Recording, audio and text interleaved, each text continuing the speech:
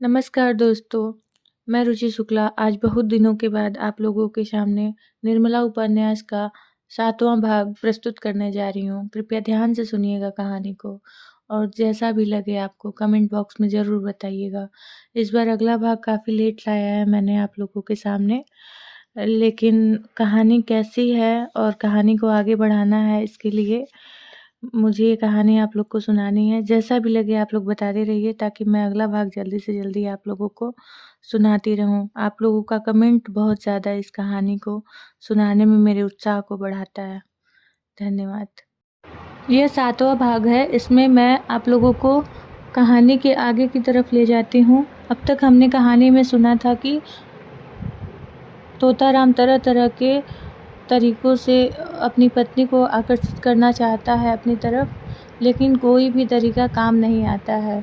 उस दिन के बाद की कहानी मैं अब आप लोग को सुनाती हूँ।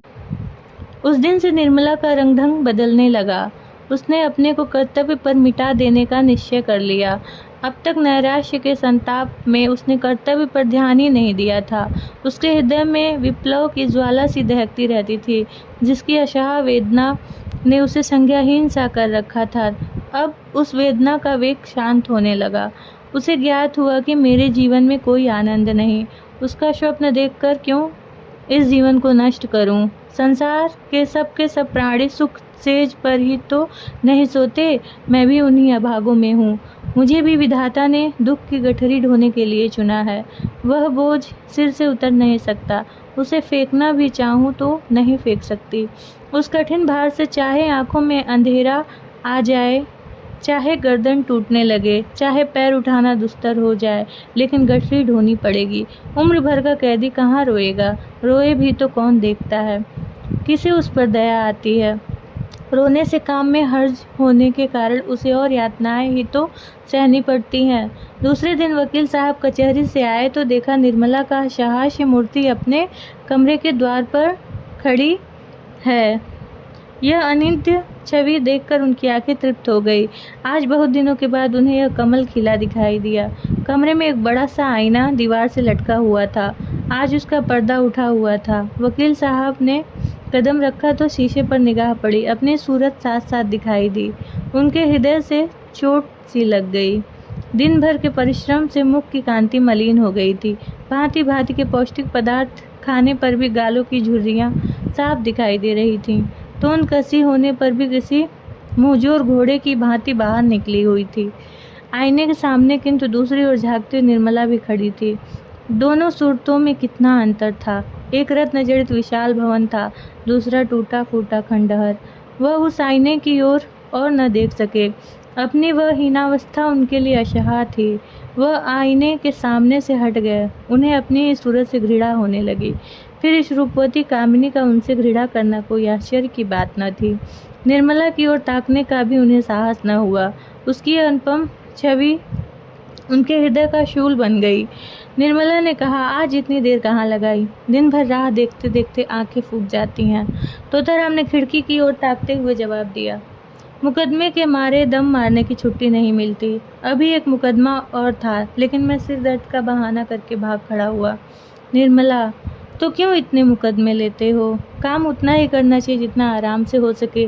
प्राण देकर थोड़े ही काम किया जाता है। मत लिया करो मुकदमे।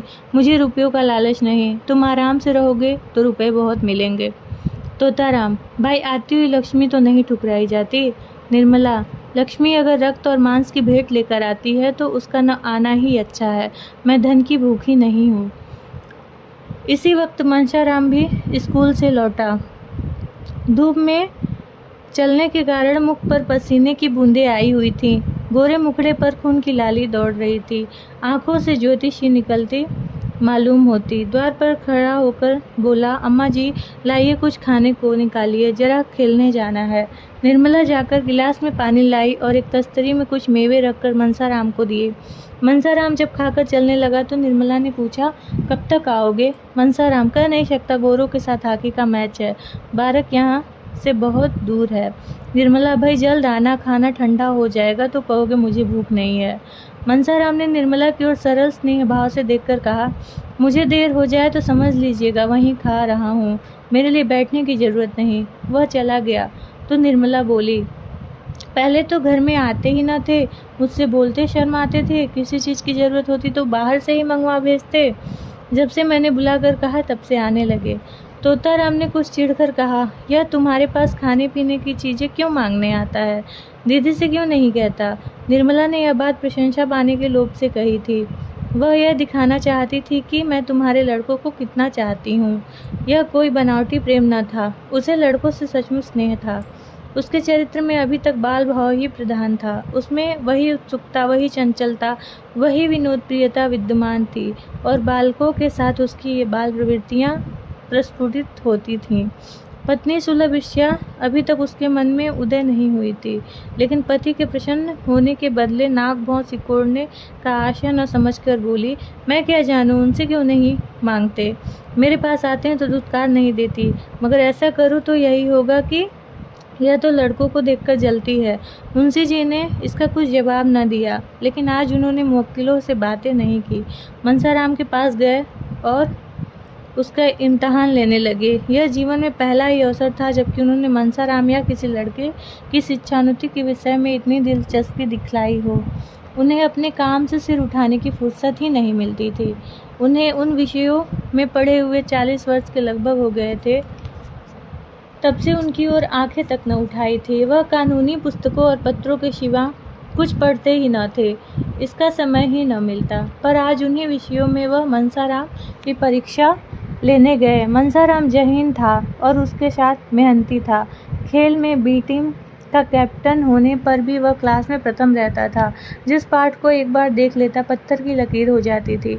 मुंशी जी को उतावली में ऐसे मार्मिक प्रश्न तो सूझे ही नहीं जिनके उत्तर देने में चतुर लड़के को भी कुछ सोचना पड़ता, और ऊपरी प्रश्न को मनसाराम ने चुटकियों में उड़ा दिया। कोई सिपाही अपने शत्रु पर वार खाली जाते देख जैसे झल्ला झल्लाकर और भी तेजी से वार करता है, उसी भांति मनसाराम के जवाबों को सुन सुनकर वकील साहब भी झल्लाते थे। वह कोई ऐसा प्रश्न करना चाहते थे जिसका जवाब मनसाराम से न बन पड़े। देखना चाहते थे कि इसका कमजोर पहलू कहाँ है। यह देख अब उन्हें संतोष न हो सकता था कि वह क्या करता है। वह यह देखना चाहते थे कि वह क्या नहीं कर सकता। कोई अभ्यस्त परीक्षा मनसाराम की कमजोरियों को आसानी से दिखा देता, पर वकील साहब अपनी आधी शताब्दी की भूली हुई शिक्षा के आधार पर उतने सफल कैसे होते। अंत में उन्हें जब गुस्सा उतारने के लिए कोई बहाना न मिला तो बोले, मैं देखता हूँ तुम सारे दिन मटरगश्ती किया करते हो। मैं तुम्हारे चरित्र को तुम्हारी बुद्धि से बढ़कर समझता हूँ और तुम्हारा यूँ आवारा घूमना मुझे गवारा नहीं हो सकता। मनसाराम ने निर्भीकता से कहा, मैं शाम को 1 घंटा खेलने के लिए जाने के सिवा दिन भर कहीं नहीं जाता। आप अम्मा या बुआ जी से पूछ लें। मुझे खुद इस तरह घूमना पसंद नहीं। हाँ, खेलने के लिए हेडमास्टर साहब आग्रह करके बुलाते हैं, मजबूरन जाना पड़ता है। अगर आपको मेरा खेलने जाना पसंद नहीं तो कल से ना जाऊँगा। मुंशी जी ने देखा कि बातें दूसरे ही रुख पर जा रही हैं तो तीव्र स्वर से बोले, मुझे इस बात का इत्मीनान क्यों कर हो कि खेलने के सिवा कहीं नहीं घूमने जाते। मैं बराबर शिकायत सुनता हूँ। मनसाराम ने उत्तेजित होकर कहा, किन महाशय ने आपसे यह शिकायत की है? जरा मैं भी सुनूं। वकील कोई हो, इससे तुम्हें कोई मतलब नहीं। तुम्हें इतना विश्वास होना चाहिए कि मैं झूठा आक्षेप नहीं करता। मनसाराम, अगर मेरे सामने आकर कोई कह दे कि मैंने इन्हें घूमते देखा है तो मुंह न दिखाऊं। वकील, किसी को ऐसी क्या गरज पड़ी है कि तुम्हारे मुंह पर तुम्हारी शिकायत करे और तुमसे बैर मोल ले और तुम अपने 2-4 साथियों को लेकर उसके घर की खपरेल फोड़ते फिरो। मुझसे इस किस्म की शिकायत एक आदमी ने नहीं, कई आदमियों ने की है और कोई वजह नहीं है कि मैं अपने दोस्तों की बात का विश्वास न करूं। मैं चाहता हूं कि तुम स्कूल में ही रहा करो। मनसाराम ने मुंह गिराकर कहा, मुझे वहाँ रहने में कोई आपत्ति नहीं है, जब से कहिए चला जाऊं। वकील, तुमने मुंह क्यों लटका लिया? क्या वहाँ रहना अच्छा नहीं लगता? ऐसा मालूम होता है मानो वहाँ के भय से तुम्हारी नानी मरी जा रही है। आखिर बात क्या है? वहाँ तुम्हें क्या तकलीफ होगी?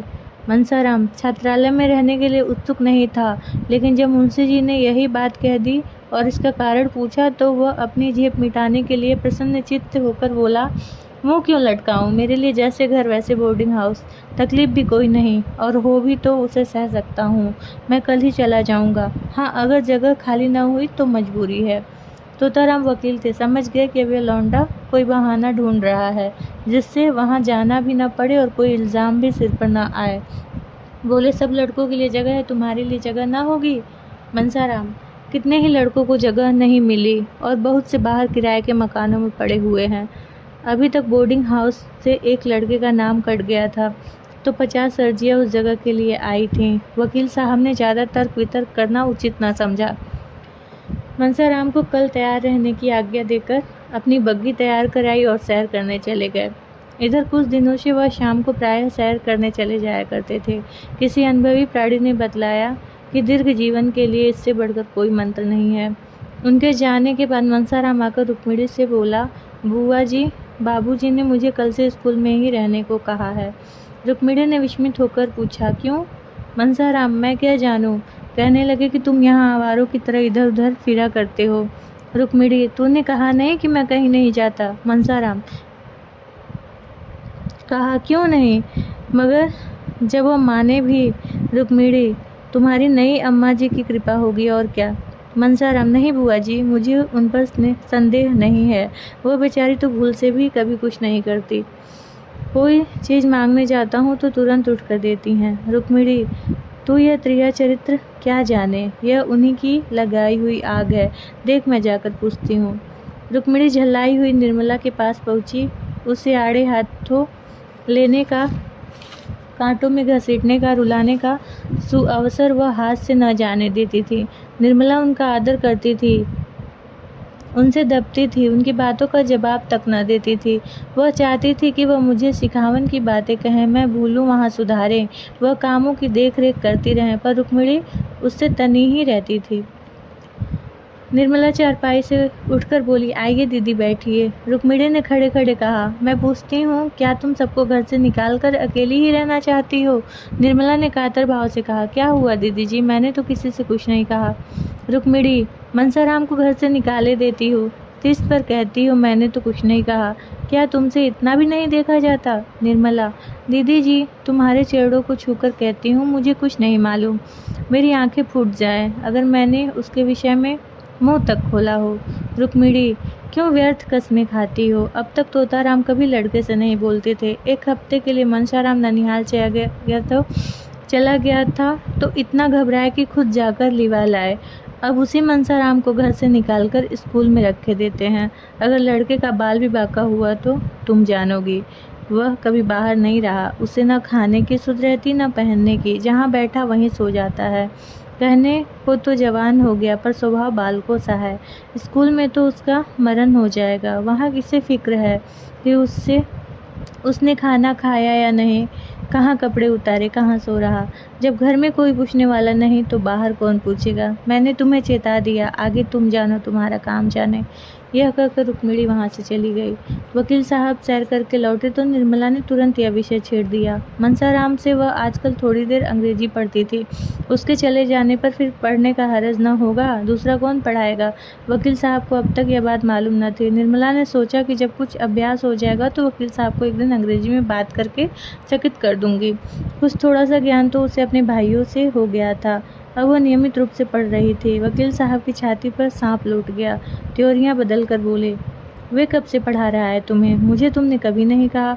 निर्मला ने उनका यह रूप केवल एक बार देखा था, जब उन्होंने सियाराम को मारते मारते बेदम कर दिया था। वही रूप और विकराल बनकर आज उसे फिर दिखाई दिया। सहमती हुई बोली, उनके पढ़ने में तो कोई हरज नहीं होता, मैं उसी वक्त उनसे पढ़ती हूँ जब उन्हें फुर्सत रहती है। पूछ लेती हूँ कि तुम्हारा हरज हो तो जाओ। बहुधा जब वो खेलने जाने लगते हैं तो 10 मिनट के लिए रोक लेती हूँ। मैं खुद चाहती हूँ कि उनका नुकसान ना हो। बात कुछ न थी, मगर वकील साहब हताश होकर चारपाई पर गिर पड़े और माथे पर हाथ रखकर चिंता में मग्न हो गए। उन्होंने जितना समझा था बात उससे कहीं अधिक बढ़ गई थी। उन्हें अपने ऊपर क्रोध आया कि मैंने पहले ही क्यों न इस लौंडे को बाहर रखने का प्रबंध किया। आजकल जो यह महारानी इतनी खुश दिखाई देती है, इसका रहस्य अब समझ में आया।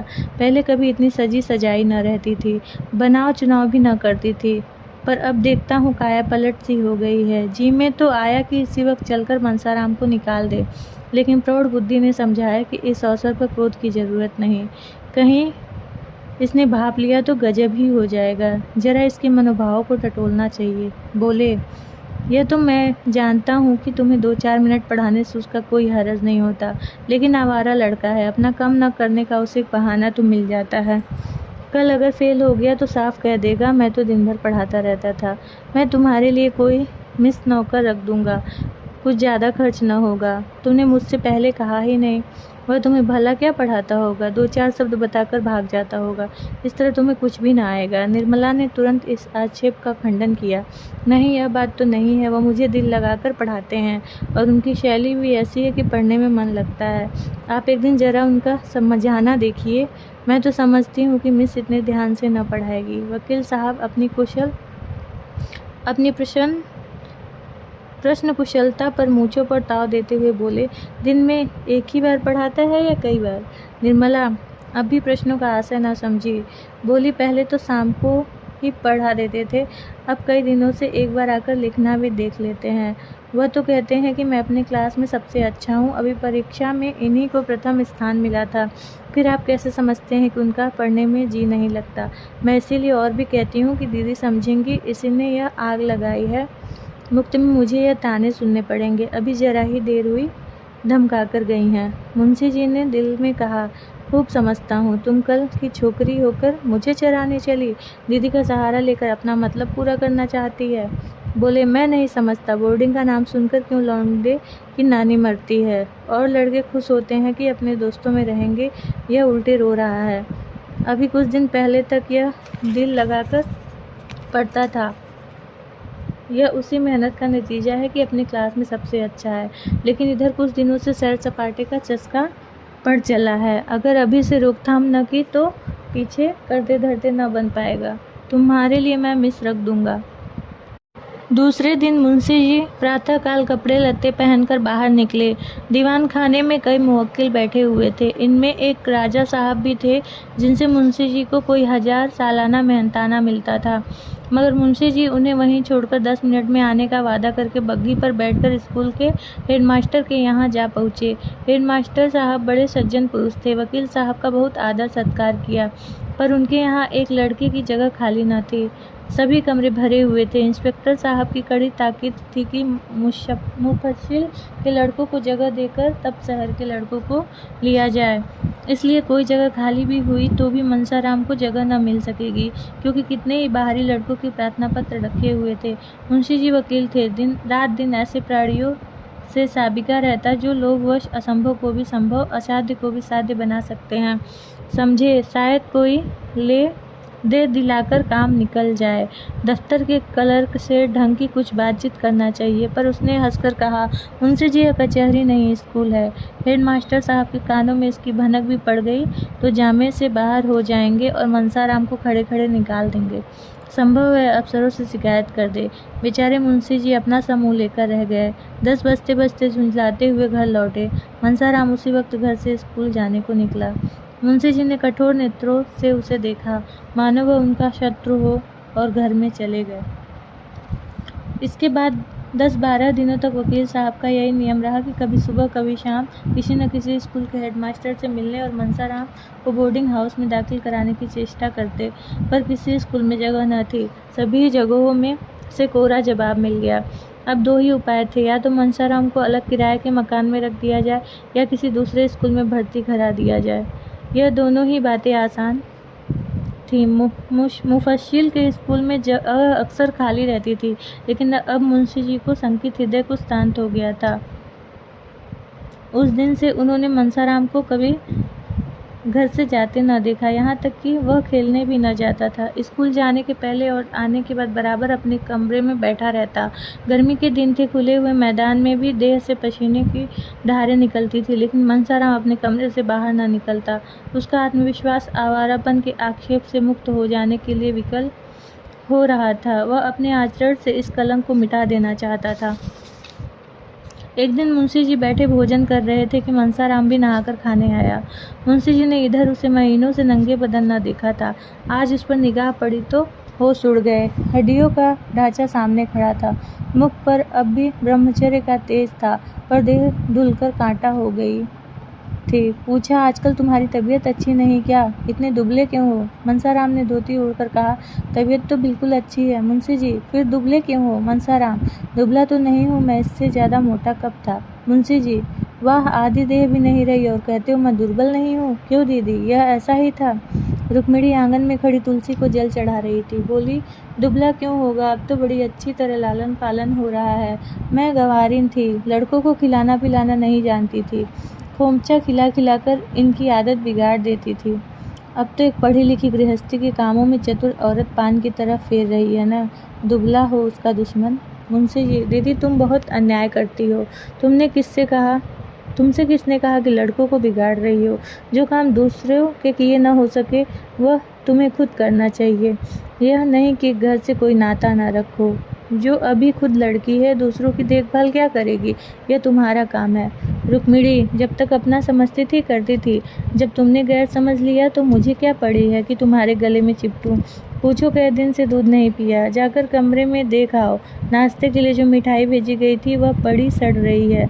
मालकिन समझती है मैंने तो खाने का सामान रख दिया, कोई ना खाए तो क्या मैं मुंह में डाल दूं? तो भैया, इस तरह वे लड़के पलते होंगे जिन्होंने कभी लाड प्यार का सुख नहीं देखा। तुम्हारे लड़के बराबर पान की तरफ फेरे जाते रहे हैं, अब अनाथों की तरह रहकर सुखी नहीं रह सकते। मैं तो बात साफ करती हूँ, बुरा मानकर ही कोई क्या कर लेगा। उस पर सुनती हूँ कि लड़के को स्कूल में रखने का प्रबंध कर रहे हो। बेचारे को घर में आने तक की मनाही है। मेरे पास आते भी डरता है, और फिर मेरे पास रखा ही क्या रहता जो जाकर खिलाऊंगी। इतने में मनसाराम 2 फुलके खाकर उठ गया। मुंशी जी ने पूछा, क्या तुम खा चुके? अभी बैठे 1 मिनट से ज़्यादा नहीं हुआ। तुमने खाया क्या? 2 ही फुलके तो लिए थे। मनसाराम ने सकुचाते हुए कहा, दाल और तरकारी भी तो थी। ज़्यादा खा जाता हूँ तो गला जलने लगता है, खट्टी डकारें आने लगती हैं। मुंशी जी भोजन करके उठे तो बहुत चिंतित थे। अगर लड़का यूं ही दुबला होता गया तो उसे कोई भयंकर रोग पकड़ लेगा। उन्हें रुक्मिणी पर इस समय बहुत क्रोध आ रहा था। उन्हें यही जलन है कि मैं घर की मालकिन नहीं हूँ। यह नहीं समझती कि मुझे घर की मालकिन बनने का क्या अधिकार है। जिसे रुपयों का हिसाब तक करना नहीं आता वह घर की स्वामिनी कैसे बन सकती है? बनी तो थी साल भर तक मालकिन, 1 पाई की भी बचत न होती थी। इस आमदनी में रूपकला 2-250 बचा लेती थी। इनके राज्य में वही आमदनी खर्च को भी पूरी न बढ़ती थी। कोई बात नहीं, लाड प्यार ने इन लड़कों को चौपट कर दिया। इतने बड़े बड़े लड़कों को इसकी क्या जरूरत कि जब कोई खिलाए तो खाए। इन्हें तो खुद अपनी फिक्र करनी चाहिए। मुंशी जी दिन भर उस उधेड़ बूंद में पड़े रहे। 2-4 मित्रों से जिक्र किया। लोगों ने कहा, उसके खेल कूद में बाधा न डालिए, अभी से उसे कैद न कीजिए। खुली हवा में चरित्र के भ्रष्ट होने की उससे कहीं कम संभावना है जितनी बंद कमरे में। कुसंगत से जरूर बचाइए, मगर यह नहीं कि उसे घर से निकलने ही न दीजिए। युवावस्था में एकांतवास चरित्र के लिए बहुत ही हानिकारक है। मुंशी जी को अपनी गलती मालूम हुई। वह लौटकर मनसाराम के पास गए। वह अभी स्कूल से आया था और बिना कपड़े उतारे किताब खोलकर सामने खिड़की की ओर ताक रहा था। उसकी दृष्टि एक भिखारिन पर लगी हुई थी जो अपने बालक को गोद में लिए भिक्षा मांग रही थी। बालक माता की गोद में बैठा हुआ प्रसन्न था, मानो वह किसी राज सिंहासन पर बैठा हो। मनसाराम उस बालक को देखकर रो पड़ा। यह बालक क्या मुझसे अधिक सुखी नहीं है? इस अनंत विश्व में ऐसी कौन सी वस्तु है जिसे वह गोद के बदले में पाकर प्रसन्न हो? ईश्वर भी ऐसी वस्तु की सृष्टि नहीं कर सकते। ईश्वर ऐसे बालकों को जन्म ही क्यों देते जिनके भाग्य में मात्र वियोग का दुख भोगना बदा हो? आज मुझसा अभागा संसार में कोई है? किसे मेरे खाने पीने की मरने जीने की सुध है? अगर आज मैं मर भी जाऊं तो किसके दिल को चोट लगेगी? पिता को अब मुझे रुलाने में मज़ा आता है। वह मेरी सूरत भी नहीं देखना चाहते। मुझे घर से निकाल देने की तैयारियां हो रही हैं। आह माता, तुम्हारा लाडला बेटा आज आवारा कहा जा रहा है। वही पिताजी जिनके हाथों में तुमने हम तीनों भाइयों के हाथ पकड़ाए थे, आज मुझे आवारा और बदमाश कह रहे हैं। मैं इस योग्य भी नहीं कि इस घर में रह सकूं।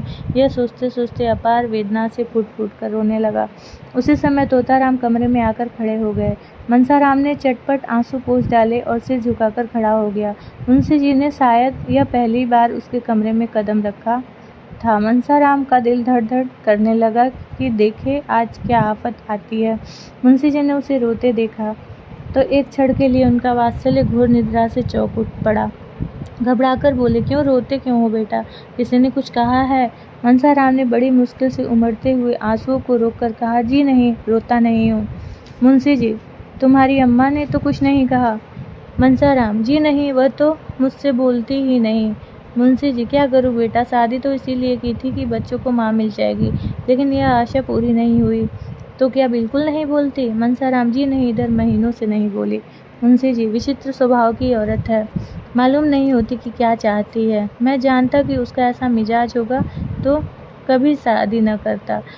रोज एक न एक बात लेकर उठ खड़ी होती है। उसी ने मुझसे कहा था कि यह दिन भर न जाने कहाँ गायब रहता है। मैं उसके दिल की बात क्या जानता था। समझा तुम कुसंगत में पड़कर शायद दिन भर घूमा करते हो। कौन ऐसा पिता है जिसे अपने पुत्र प्यारे नहीं है, जिसे अपने प्यारे पुत्र को आवारा फिरते देखकर रंज न हो। इसलिए मैंने तुम्हें बोर्डिंग हाउस में रखने का निश्चय किया, बस और कोई बात नहीं थी बेटा। मैं तुम्हारा खेलना कूदना बंद नहीं करना चाहता था। तुम्हारी ये दशा देखकर मेरे दिल के टुकड़े हुए जाते हैं। कल मुझे मालूम हुआ कि मैं भ्रम में था। तुम शौक से खेलो, सुबह शाम मैदान में निकल जाया करो, ताज़ी हवा से तुम्हें लाभ होगा। जिस चीज़ की ज़रूरत हो मुझसे कहो, उनसे कहने की ज़रूरत नहीं है। समझ लो कि वह घर में है ही नहीं। तुम्हारी माता छोड़कर चली गई तो मैं तो हूँ। बालक का सरल निष्कपट हृदय पितृ प्रेम में पुलकित हो उठा। मालूम हुआ कि साक्षात भगवान खड़े हैं। नैराश्य और क्षोभ से विकल होकर उसने अपने पिता को निष्ठुर और न जाने क्या क्या समझ रखा था। विमाता से कोई उसे गिला न था। अब उसे ज्ञात हुआ कि मैंने अपने देवतुल्य पिता के साथ कितना अन्याय किया है। पितृभक्ति की एक तरंग से हृदय में उठी और पिता के चरणों में सिर रखकर रोने लगा। मुंशी जी करुणा से विकल हो गए। जिस पुत्र को एक क्षण भर आंखों से ओझल देखकर उनका हृदय व्यग्र हो उठता था, जिसके शील, बुद्धि और चरित्र का अपने पराये सभी बखान करते थे, उसी के प्रति उनको हृदय में इतना कठोर क्यों हो गया? वह अपने ही प्रिय को शत्रु समझने लगे, उसका निर्वासन देने को तैयार हो गए। निर्मला पुत्र और पिता के बीच दीवार बनकर खड़ी थी। निर्मला को अपनी ओर खींचने के लिए पीछे हटना पड़ता था। पिता तथा पुत्र में अंतर बढ़ता जाता था। फलतः आज यह दशा हो गई कि अपने अभिन्न पुत्र से उन्हें इतना छल करना पड़ रहा है। आज बहुत सोचने के बाद उन्हें एक ऐसी युक्ति सूझी है जिससे आशा हो रही है कि वह निर्मला को बीच से निकालकर अपने दूसरे बाजू को अपनी तरफ कर लेंगे।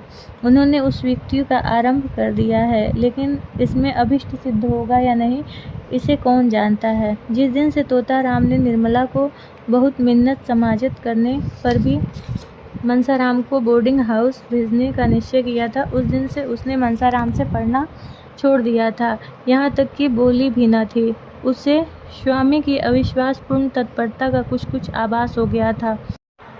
ओहो, इतना शक्की मिजाज! ईश्वर ही इस घर में लाज रखे। इनके मन में ऐसी दुर्भावनाएं भरी हुई हैं। मुझे इतनी गई गुजरी समझते हैं। ये बातें सोच सोचकर कई दिनों तक रोती रही। तब उसने सोचना शुरू किया, इन्हें क्यों ऐसा संदेह हो रहा है? मुझ में ऐसी कौन सी बात है जो इनकी आंखों में खटकती है? बहुत सोचने पर भी उसे अपने में कोई ऐसी बात नजर न आई। तो क्या उसका मनसाराम से पढ़ना, उससे हंसना बोलना ही इनके संदेह का कारण है? तो फिर मैं पढ़ना छोड़ दूंगी, भूलकर भी मनसाराम से न बोलूंगी, उसकी सूरत न देखूंगी। लेकिन यह समस्या उसे असाध्य जान पड़ती थी। मनसाराम के हंसने बोलने में उसकी विलासिनी कल्पना उत्तेजित भी होती थी, तृप्त भी। उससे बातें करते हुए एक अपार सुख का अनुभव होता था, जिसे वह शब्दों में प्रकट न कर सकती थी। वासना की उसके मन में छाया भी न थी। वह स्वप्न में भी मनसाराम से कलुषित प्रेम करने की बात न सोच सकती थी। प्रत्येक प्राणी को अपने हमजोलियों के साथ हंसने बोलने की जो एक नैसर्गिक तृष्णा होती है, उसी तृप्ति का यह एक अज्ञात साधन था। अब वह अतृप्त तृष्णा निर्मला के हृदय में दीपक की भांति जलने लगी। रह रहकर उसका मन किसी अज्ञात वेदना से विफल हो जाता। खोई हुई किसी अज्ञात वस्तु की खोज में इधर उधर ढूंढती फिरती। जहाँ बैठी वहाँ बैठी ही रह जाती, किसी काम में जी न लगता। हाँ, जब मुंशी जी आते तो वह अपनी सारी तृष्णाओं को नैराश्य में डुबोकर उनसे मुस्कुराकर इधर उधर की बातें करने लगती। कल जब मुंशी जी भोजन करके कचहरी चले गए तो रुक्मिणी ने निर्मला को खूब तानों से छेड़ा। जानती थी कि यहाँ बच्चों का पालन पोषण करना पड़ेगा, तो क्यों घर वालों से नहीं कह दिया कि वहाँ मेरा विवाह न करो। वहाँ जाती जहाँ पुरुष के सिवा और कोई न होता। वही यह बनाव चुनाव और छवि देखकर खुश होता, अपने भाग्य को सराहता। यहाँ बुढ़ा आदमी तुम्हारे रंग रूप हाव भाव पर क्या लट्टू होगा। इसने इन्हीं बालकों की सेवा करने के लिए तुमसे विवाह किया है, भोग विलास के लिए नहीं। वह बड़ी देर तक घाव पर नमक छिड़कती रही, पर निर्मला ने चूँ तक नहीं की। वह अपनी सफाई तो पेश करना चाहती थी, पर कर न सकती थी। अगर कहे कि मैं वही कर रही हूँ जो मेरे स्वामी की इच्छा है, तो घर का भंडा फूटता। अगर वह अपनी भूल स्वीकार करके उसका सुधार करती, तो भय है कि उसका न जाने क्या परिणाम हो। वह यूँ बड़ी स्पष्टवादिनी थी, सत्य कहने में उसे संकोच का या भय न होता था, लेकिन इस नाजुक मौके पर उसे चुप्पी साधनी पड़ी। इसके सिवाय दूसरा उपाय न था। वह देखती थी कि मनसाराम बहुत विरक्त और उदास रहता है। यह भी देखती थी कि वह दिन ब दिन दुर्बल होता जा रहा है, लेकिन उसकी वाणी और कर्म दोनों ही पर मुहर लगी हुई थी। चोर के घर चोरी हो जाने से उसकी जो दशा होती है, वही दशा इस समय निर्मला की हो रही थी। दोस्तों, कहानी का अगला भाग मैं जल्दी ही आप लोगों के सामने प्रस्तुत करूँगी। तब तक आप लोग इस कहानी को सुनिएगा और ज़रूर बताइएगा कि कहानी का ये 7वां भाग आप लोगों को कैसा लगा।